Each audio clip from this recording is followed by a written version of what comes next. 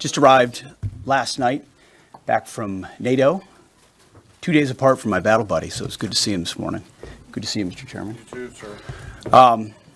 Where there was a historic outcome. I want to start with that real quick. I think there's so much news, so many things happening that oftentimes big, momentous moments get missed. What President Trump accomplished in NATO yesterday was game-changing and historic. A shift in burden sharing to European responsibility in NATO that most would have said was impossible at the beginning of his term. But he said NATO needs to pay up. They started in the first term, and here in his second term, we've accelerated that. 32 NATO countries committed to spending 5% of their GDP on defense, on actually investing in the NATO alliance. So I hope with all the ink spilled, all of your outlets find the time to properly recognize this historic change in continental security that other presidents tried to do, other presidents talked about. President Trump accomplished it. It's a huge deal. You see, we're here this morning because in hunting for scandals all the time, in trying to find wedges and spin stories, this press corps and the press corps miss historic moments.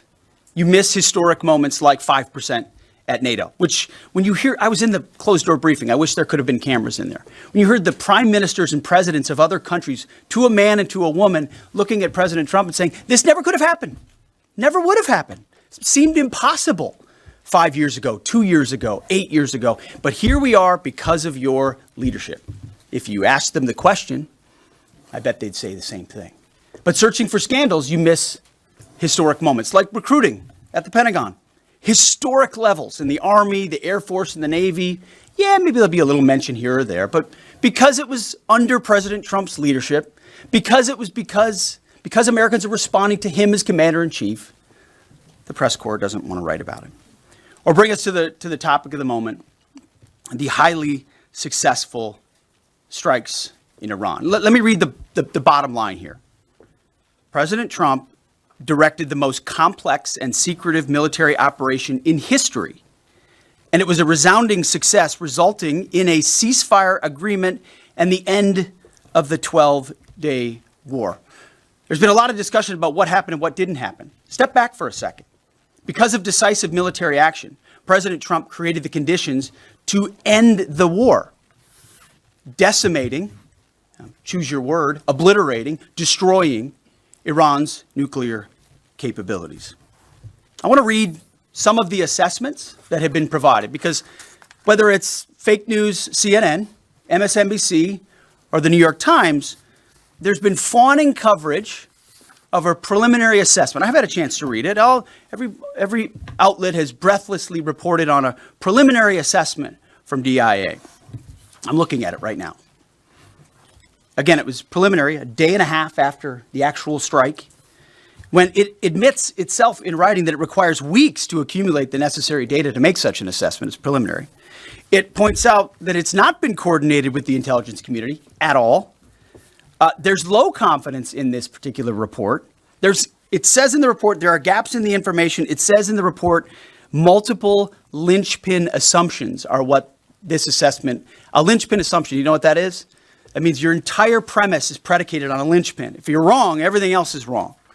And yet, still, this report acknowledges it's likely severe damage. Again, this is preliminary, but leaked because someone had an agenda to try to muddy the waters and make it look like this historic strike wasn't successful. I'm going to get to the chairman in a moment because he's going to lay out the particulars for you based on his professional military experience. But here's what other folks are saying. The DIA that put that report out says this is a preliminary low confidence report and will continue to be refined as additional intelligence becomes available. How about the Israeli Atomic Energy Commission? The devastating U.S. strikes on Fordo destroyed the site's critical infrastructure and rendered the enrichment facility inoperable. Have any of these quotes made their way into the New York Times or the Washington Post? MSNBC? CNN? Any of these quotes? How about this one? This is a new one from the UN, the United Nations. No friend of the United States, or certainly Israel often. Here's the head of the UN Atomic Energy Agency this morning, Rafael Grossi. U.S. and Israeli strikes caused enormous damage to Iran's nuclear sites. Don't take my word for it. How about the IDF's chief of staff? I can say here that the assessment is that we significantly damaged the nuclear program, setting it back by years. I repeat, years. The Iranian foreign minister, the spokesman, our nuclear installations have been badly damaged, that's for sure. I'm sure that's an understatement. John Radcliffe, the director of the CIA, putting out a statement just last night. CIA can confirm that a body of credible intelligence indicates Iran's nuclear program has been severely damaged by recent targeted strikes. This includes new intelligence from a historically reliable, very different than preliminary assessment with low confidence. He's saying historically reliable and accurate source and method that several key Iranian nuclear facilities were destroyed and would have to be rebuilt over the course of years. CIA continues to collect additional reliably sourced information to keep appropriate decision makers fully informed.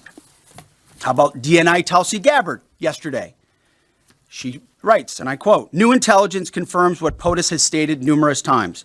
Iran's nuclear facilities have been destroyed."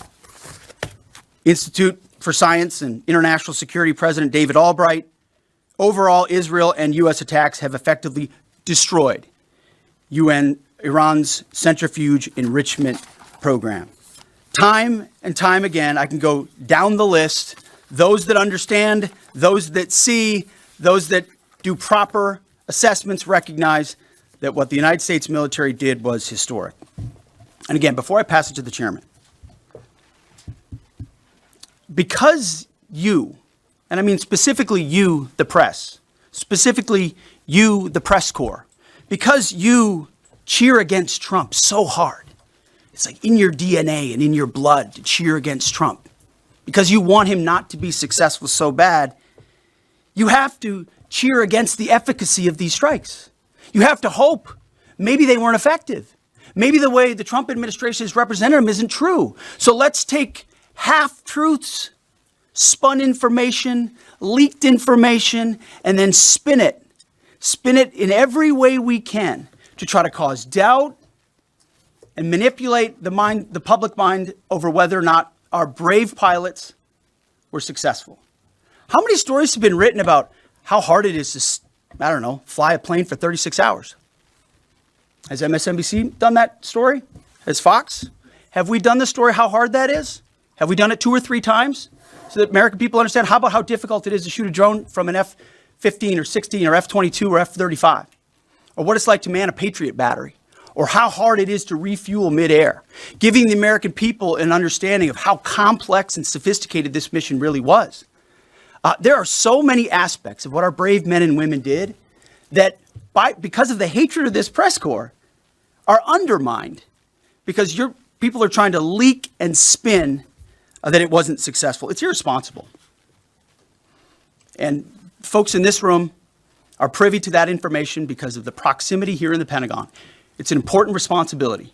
And time again, classified information is leaked or peddled for political purposes to try to make the president look bad. And what's really happening is you're undermining the success of incredible B-2 pilots and incredible F-35 pilots and incredible refuelers and incredible air defenders who accomplished their mission, set back a nuclear program in ways that other presidents would have dreamed.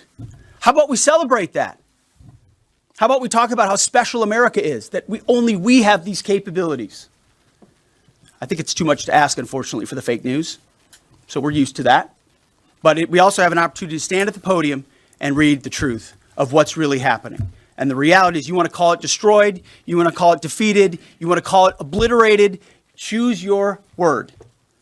This was an historically successful attack, and we should celebrate it as Americans. And it gives us a chance to have peace, chance to have a deal, and an opportunity to prevent a nuclear Iran, which is something President Trump talked about for 20 years, and no other presidents had the courage to actually do. So with that, I want to hand it over to the chairman of the Joint Chiefs. They've done technical analysis on this, not just on the strike, but also on our Patriot defenders, on Al Udeid. And Mr. Chairman, I'll hand it over to you. Good morning. Thank you, Mr. Secretary, and good morning, and all of you. Thank you for being here. As a follow-up to my comments on Sunday's press conference, I wanted to give you a few updates this morning on something I'm honored to do as a chairman, and that's a chance to get to talk about some of our service members and the incredible things that they do on behalf of our nation. And I apologize ahead of time for the length and the detail. Today, I'm going to brief you on a couple things. First, I'm going to talk about our air defenders at Al Udeid in Qatar and their actions on Monday. Then I'm going to walk you through a little bit about the academics that went into the attack against Fordo, the massive ordnance penetrator weapon, and we're going to show a video that highlights the effects that weapon has. Of course, nobody was down inside the target, so we don't have video from the target. First, on Monday. As the President has stated, on Monday morning, we began to receive indications and warnings that Iran intended to attack U.S. bases in the region. That morning, building on the work that CENTCOM Commander Eric Kurilla had done, and on the orders of the President, at Al Udeid Air Base in Qatar and around the region, we assumed a minimum force posture. Most folks had moved off the base to extend the security perimeter out away from what we assessed might be a target zone, except for a very few Army soldiers at Al Udeid. At that point, only 2 Patriot batteries remained on base, roughly 44 American soldiers responsible for defending the entire base, to include CENTCOM's forward headquarters in the Middle East, an entire air base, and all the U.S. forces there. The oldest soldier was a 28-year-old captain. The youngest was a 21-year-old private who'd been in the military for less than 2 years. So let's put ourselves out there for a second. Imagine you're that young first lieutenant, you're 25 or 26 years old, and you've been assigned as the tactical director inside the command and control element. You, at that age, are the sole person responsible to defend this base. Listening next to you is your early warning operator whose job is to notify you of imminent attack. There's 5 people inside a vehicle and 5 people outside of a vehicle around these, a total of, as I said, 44. By the way, you've sat in the Middle East for years, deployed over and over again, extended multiple times, always being prepared, but unsure of when that particular day will come that you must execute your mission and not fail at doing it.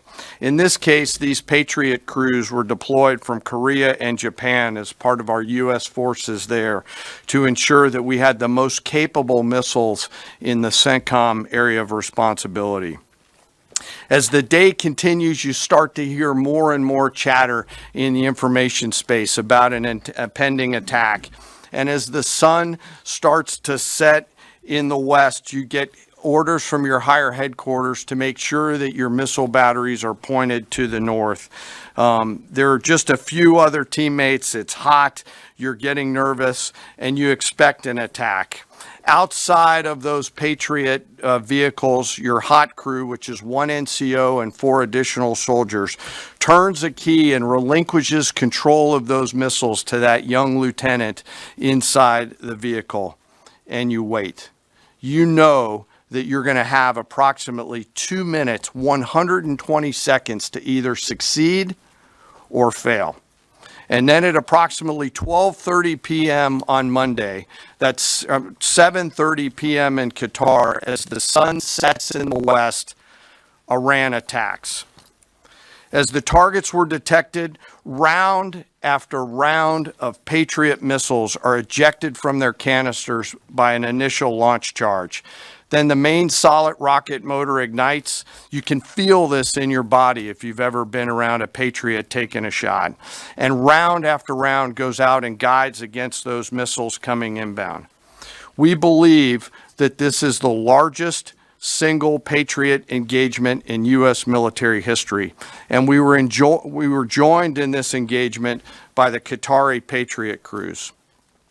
I'm not going to tell you how many rounds were shot, but it was a bunch because of classified purposes. And we're aware that there's reports of something getting through. What we do know is there was a lot of metal flying around. Between attacking missiles being hit by Patriots, boosters from attacking missiles being hit by Patriots, the Patriots themselves flying around, and the debris from those Patriots hitting the ground, there was a lot of metal flying around. And yet our U.S. air defenders had only seconds to make complex decisions with strategic impact. These awesome humans, along with their Qatari brothers and sisters in arms, stood between a salvo of Iranian missiles and the safety of Al Udeid. They are the unsung heroes of the 21st century United States Army. And I know a lot of you have seen the videos online and the excitement as those Patriots departed their launchers and went up and guided. This really demonstrates the combat capability and capacity of our Army air defenders. Simply stated, they absolutely crushed it. If you'd flip this over, thanks. Let me next move to a walkthrough of the GBU-57 massive ordnance penetrator weapon and share a little bit about the planners who did this and their work on the weapon. First, let me set the stage for you. There's an organization in the U.S. called the Defense Threat Reduction Agency, DTRA. DTRA does a lot of things for our nation, but DTRA is the world's leading expert on deeply buried underground targets. In 2009, a Defense Threat Reduction Agency officer was brought into a vault at an undisclosed location and briefed on something going on in Iran. For security purposes, I'm not going to share his name. He was shown some photos and some highly classified intelligence of what looked like a major construction project in the mountains of Iran. He was tasked to study this facility, work with the intelligence community to understand it, and he was soon joined by an additional teammate. For more than 15 years, this officer and his teammate lived and breathed this single target, Fordo, a critical element of Iran's covert nuclear weapons program. He studied the geology. He watched the Iranians dig it out. He watched the construction, the weather, the discard material, the geology, the construction materials, where the materials came from. He looked at the vent shaft, the exhaust shaft, the electrical systems, the environmental control systems, every nook, every crater, every piece of equipment going in and every piece of equipment going out. They literally dreamed about this target at night when they slept. They thought about it driving back and forth to work, and they knew from the very first days what this was for. You do not build a multi-layered underground bunker complex with centrifuges and other equipment in a mountain for any peaceful purpose. They weren't able to discuss this with their family, their wives, their kids, their friends, but they just kept grinding it out. And along the way, they realized we did not have a weapon that could adequately strike and kill this target.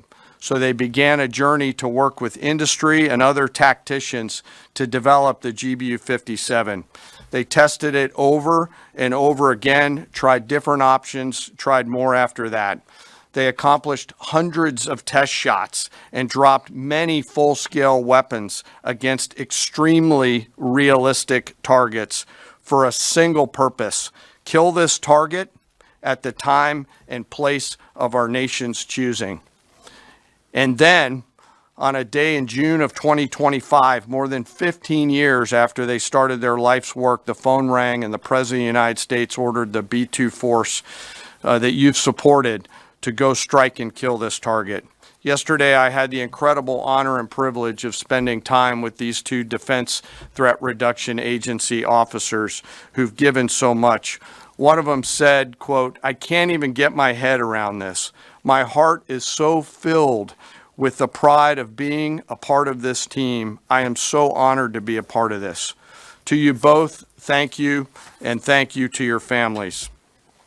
Operation Midnight Hammer was the culmination of those 15 years of incredible work. The air crews, the tanker crews, the weapons crews that built the weapons, the load crews that loaded it.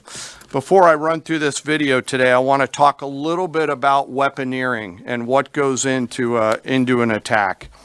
Weaponeering is the science of evaluating a target. I mentioned all of those factors before that these two DTRA officers had thought about.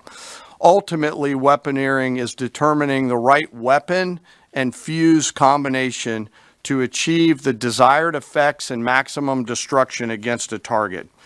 In the case of Fordo, the DTRA team understood with a high degree of confidence the elements of the target required to kill its functions, and the weapons were designed, planned, and delivered to ensure that they achieve the effects in the mission space. By the way, in the beginning of its development, we had so many PhDs working on the MOP program, doing modeling and simulation, that we were quietly and in a secret way the biggest users of supercomputer hours within the United States of America. So let me talk about the graphic a little bit. And the GBU 57, which all of you I know is a 30,000 pound weapon dropped only by the B-2. It's comprised of steel, explosive, and a fuse, programmed bespokely each weapon to achieve a particular effect inside the target. Each weapon had a unique desired impact angle, arrival, final heading, and a fuse setting. The fuse is effectively what tells the bomb when to function. A longer delay in a fuse, the deeper the weapon will penetrate and drive into the target. So on Fordo, in June of 2008, you can see these three holes. Depicted here is the main exhaust shaft with two additional ventilation shafts on either side. The United States decided to strike these two ventilation shafts, seen here on the main graphic, as the primary point of entry into the mission space. In the days preceding the attack against Fordo, the Iranians attempted to cover the shafts with concrete to try to prevent an attack. I won't share the specific dimensions of the concrete cap, but you should know that we know what the dimensions of those concrete caps were. The planners had to account for this. They accounted for everything. The cap was forcibly removed by the first weapon, and the main shaft was uncovered. Weapons 2, 3, 4, 5 were tasked to enter the main shaft, move down into the complex at greater than 1,000 feet per second, and explode in the mission space. Weapon number 6 was designed on each side, so there were 6 on each side. Weapons number 6 was designed as a flex weapon to allow us to cover if one of the preceding jets or one of the preceding weapons did not work. The video I'm about to show you is a culmination of over 15 years of development and testing. As I said, hundreds of test shots on various models. This is one weapon. So if you take a view of this as 5 additionals, you'll get a sense of what this looks like. Hopefully you can see it and there's not too much reflection. Tom runs our videos out there. We'll run it at full speed so you can see it and then go back through it. Go ahead, Tom.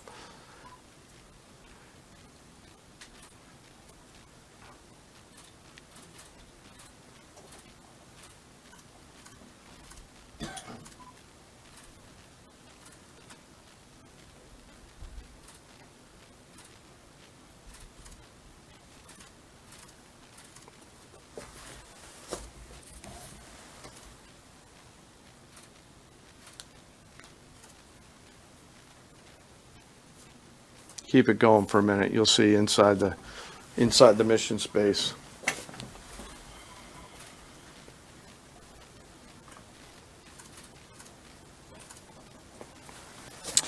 Unlike a normal surface bomb, you won't see an impact crater because they're designed to deeply bury and then function. I know there's been a lot of questions about that. All 6 weapons at each vent at Fordo went exactly where they were intended to go. A bomb has three effects that causes damage: blast, fragmentation, and overpressure. In this case, the primary kill mechanism in the mission space was a mix of overpressure and blast ripping through the open tunnels and destroying critical hardware. The majority of the damage we assessed based on our extensive modeling was a blast layer combined with the impulse extending from the shock. Imagine what this looks like 6 times over. A point that I want to make here: the Joint Force does not do BDA. By design, we don't grade our own homework. The intelligence community does. But here's what we know following the attacks and the strikes on Fordo. First, that the weapons were built, tested, and loaded properly. 2, the weapons were released on speed and on parameters. 3, the weapons all guided to their intended targets and to their intended aim points.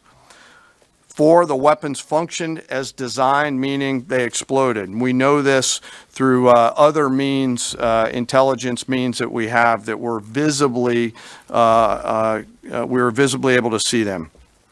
And we know that the trailing jets saw the first weapons function, and the pilots stated, quote, "This was the brightest explosion that I've ever seen. It literally looked like daylight." Let me now turn to the bomber crews themselves, give you a few details about them. The crews that attacked Fordo were from the active duty Air Force and the Missouri Air National Guard. The crews ranked from captain to colonel, and most were graduates of the Air Force Weapons School headquartered at Nellis Air Force Base in Nevada. I will state for the record that there is no beach volleyball or football at the Air Force Weapons School.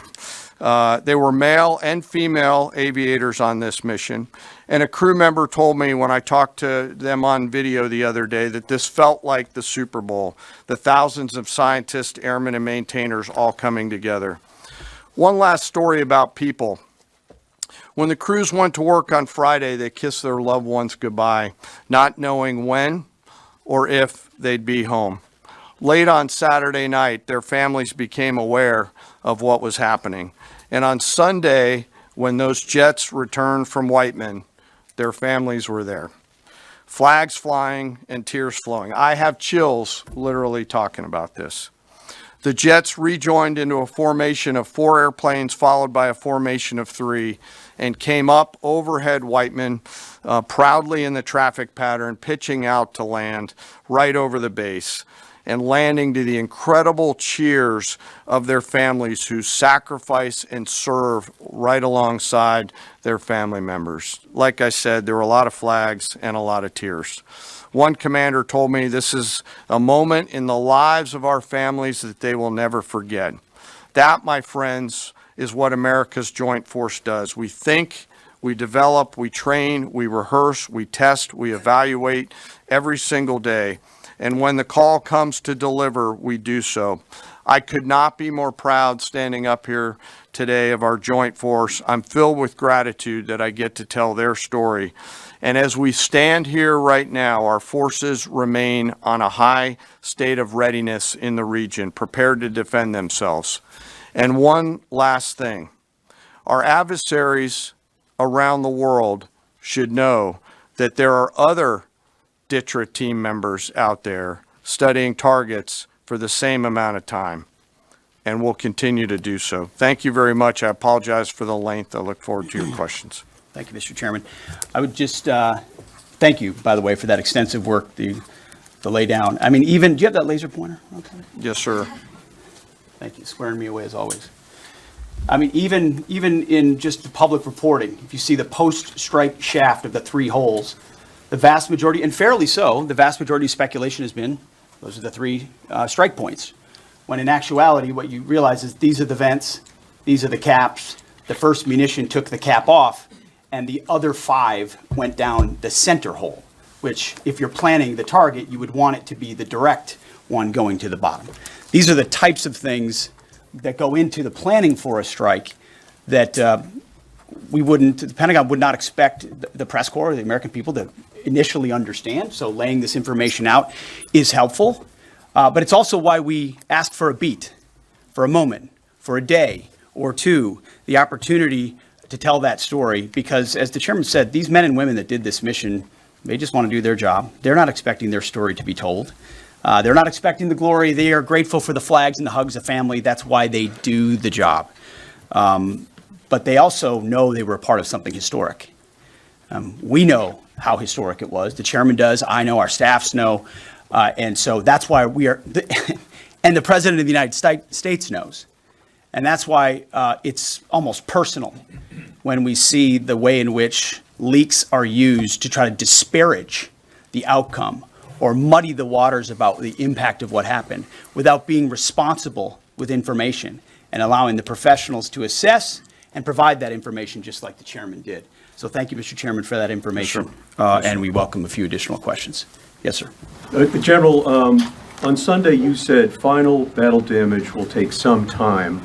And you also said, I think BDA is still pending, and it would be way too early for me to comment on what may or may not still be there at the nuclear facility. So that was just over 3 days ago. So what has changed? Would you use the term obliterated as well? Sure, like I said, we don't do BDA. I'll refer that to the intelligence community, and You're talking with them. I mean, what changed in the past 3 days that make you, so, you know? sir, I think I said, I think I explained what changed. There was a great deal of irresponsible reporting based on leaks, preliminary information in low confidence. Again, when someone leaks something, they do it with an agenda. And when you leak a portion of an intelligence assessment, but just a little portion that makes it seem like maybe the strike wasn't effective, then you start a news cycle, whether it's the Washington Post or Fox News or CNN or MSNBC, you start a news cycle that starts to call into question the efficacy. No, that's why. So you bring the chairman here, who's not involved in politics. He doesn't do politics. That's my lane to understand and translate and talk about those types of things. So I can use the word obliterated. He could use defeat, destroyed, assess, all of those things. But ultimately, we're here to clarify what these weapons are capable of, which anyone with, two eyes, some ears, and a brain can recognize that kind of firepower with that specificity at that location and others is going to have a devastating effect. So we all recognize there will be days and weeks ahead. That's why yesterday I said, if you want to know what's going on at Fordo, you better go there and get a big shovel, because no one's under there right now. No one's under there able to assess, and everyone's using reflections of what they see. And that's why the Israelis, the Iranians, the IAEA, the UN, to a man and to a woman who recognize the capability of this weapon system, are acknowledging how destructive it's been. So that's what's changed. Just 3 or 4 days later. What changed? See, this is a point. This is how difficult it is to actually manage. You just watched a video of what this weapon is capable of. That's where we find our confidence, is in the skill of men and women and the capability of the systems they employed, and the recognition so far in the reflections that it was a highly successful mission. sir, I think you could, I'd say go out, the IC should be able to help you answer that question. They look at a variety, as the Secretary has alluded to, we look at a variety of things. I don't do that. They do. All different sources of intel, which I'd refer you to them to get clarity on the end state. So again, I go back to the IC, whether it's Director Radcliffe or ODNI Gabbard. I read the statements at the beginning. They're the ones aggregating the intelligence, and they're saying nuclear facilities were destroyed and would have to be rebuilt over a number of years. Facilities were destroyed. What do we got right here? Sir, you cited a body of credible intelligence to suggest the damage at Fordo and other places. What is that referring to, and when can we see it? I was reading from the CIA director's statement, which came out last night. CIA, again, they do the BDA, they do the assessment. CIA can confirm that a body of credible intelligence indicates, it also goes on to say, new intelligence from historically reliable and accurate sources and methods. Now, you can imagine the CIA director is going to be very careful about how he articulates things of that sensitivity.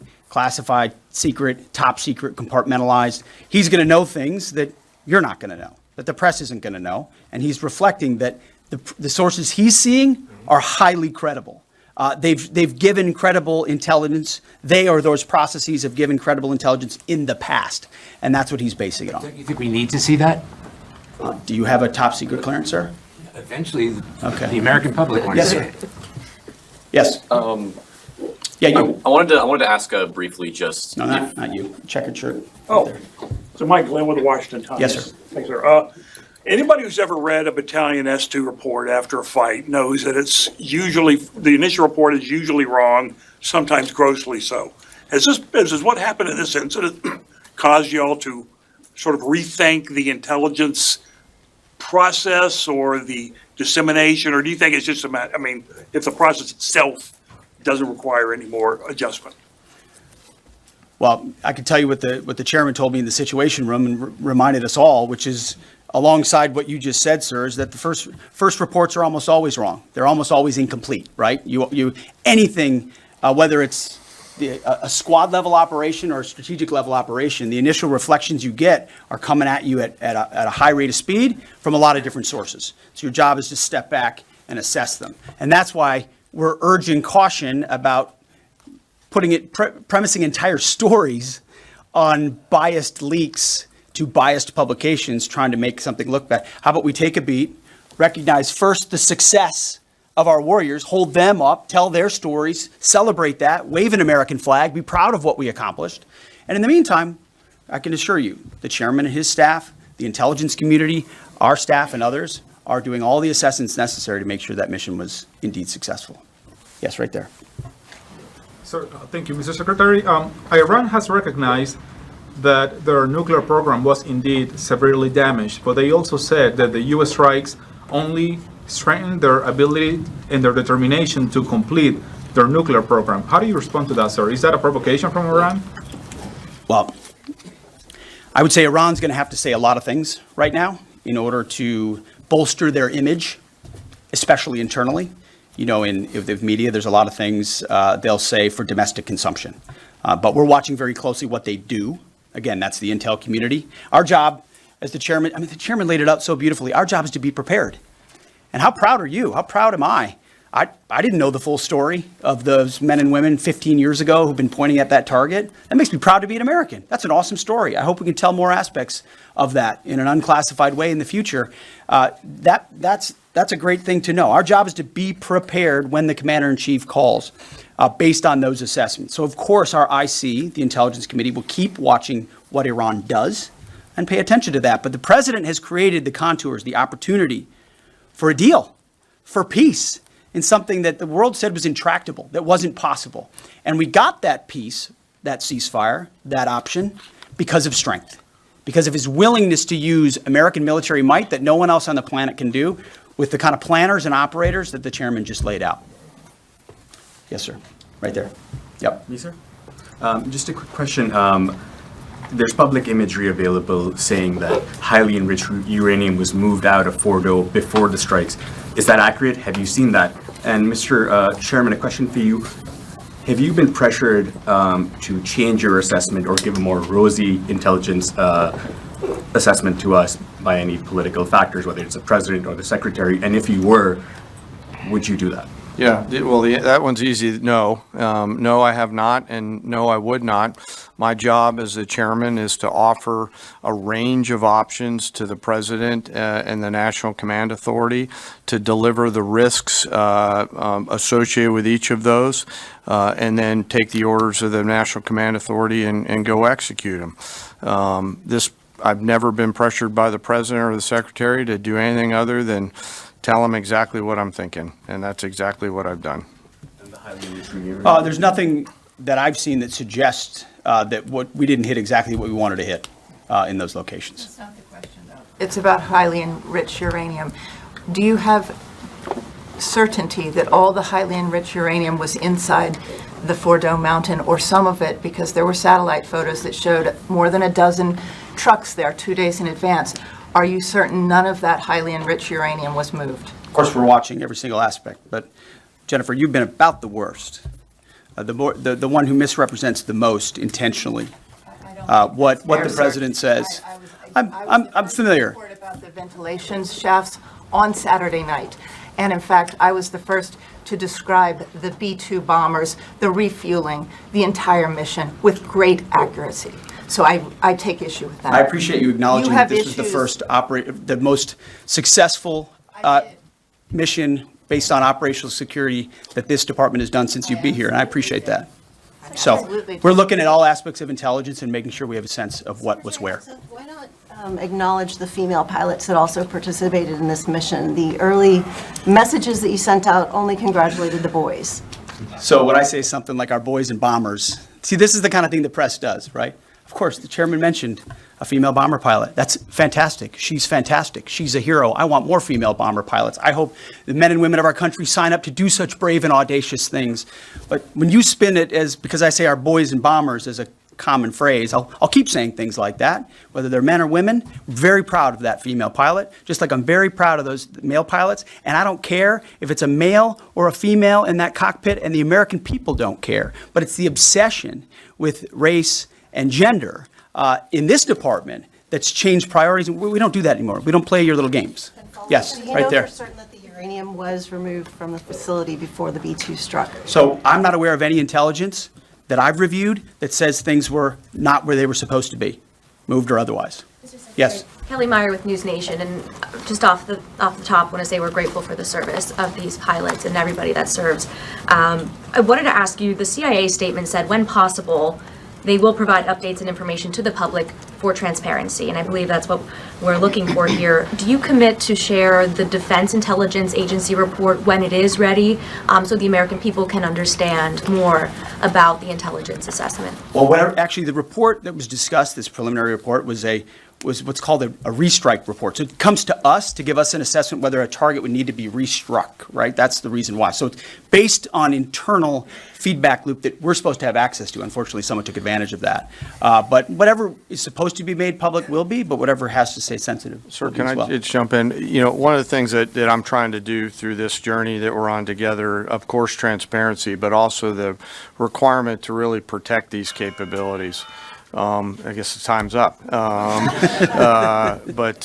So there's a balance in there, right? We do need to preserve options should the nation and the joint force be tasked to go do something again. So I'm confident we'll find the middle ground, but there are some things that if asked, I want to not release related to. So we're going to leave it right there. I want to thank the heroism of our men and women in the military. What they accomplished is truly historic. Setting back the Iranian nuclear program, untold number of years. It was a devastating attack. We appreciate you covering it. Thank you very much, Chairman. Thank you.